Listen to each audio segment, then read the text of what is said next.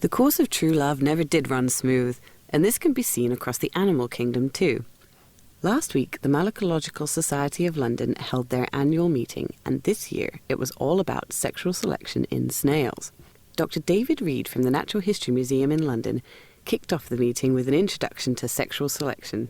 Well, sexual selection is basically a subset of natural selection. I think many of us understand what natural selection is. It's supposedly survival of the fittest in the popular cliche, but of course survival is only part of the story, because fitness includes not only individual survival but also individual reproductive success. So if you think about maximising only your own survival, if you were a bird, for example, you might want to be camouflaged. Mind you, if you wanted to maximise your reproductive success and you were a male bird, you might want to have a very elaborate plumage which would attract females. You could maximise your individual reproductive success, even if it cost you something in personal fitness and survival. So how does this differ between males and females? Well, basically there's a certain conflict between the two sexes, because whereas males produce almost unlimited supply of very cheap sperm, they are interested then in inseminating as many females as possible to maximise their reproductive success. Females, on the other hand, produce a more limited number of energetically expensive eggs.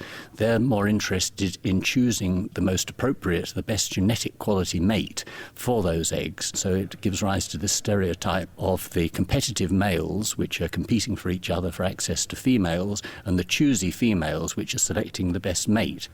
But can we see these patterns in molluscan mating? Professor Kirsten Johannesson explains how snails have been overlooked in this area.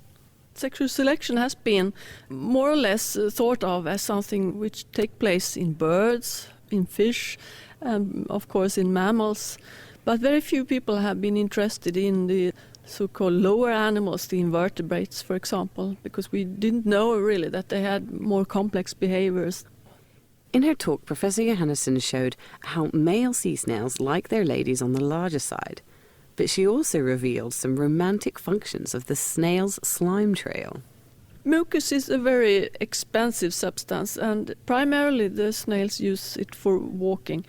But it turns out that they also use the mucus for many other reasons, and one is that they can use it for example, finding a mate, or the female can use it for announcing that she's a female, so a male can find her.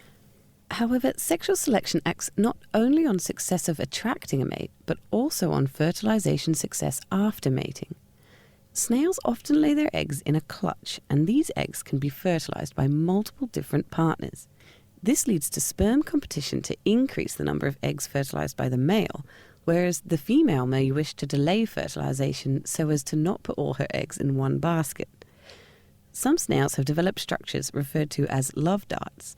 Dr. Joris Kerner from the University of Amsterdam tells more about these weapons of love. It's actually a calcium structure, like a bone, more or less, that the snail uses to pierce through the skin of its mating partner.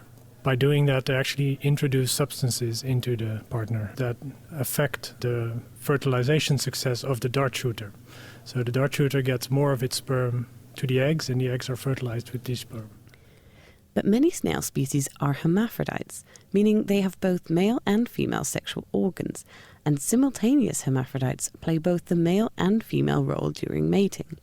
So it was thought that sexual selection must be impossible in these organisms.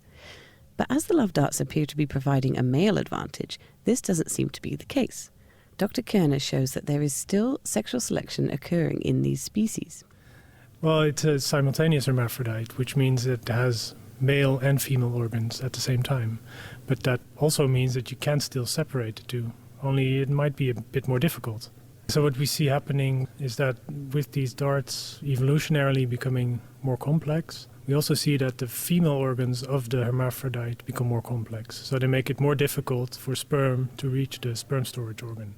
So the female sexual organs are now developing to counteract the male sperm delivering adaptations, and the battle of the sexes continues even within the same organism. It seems snails definitely aren't coming in last in the sexual arms race.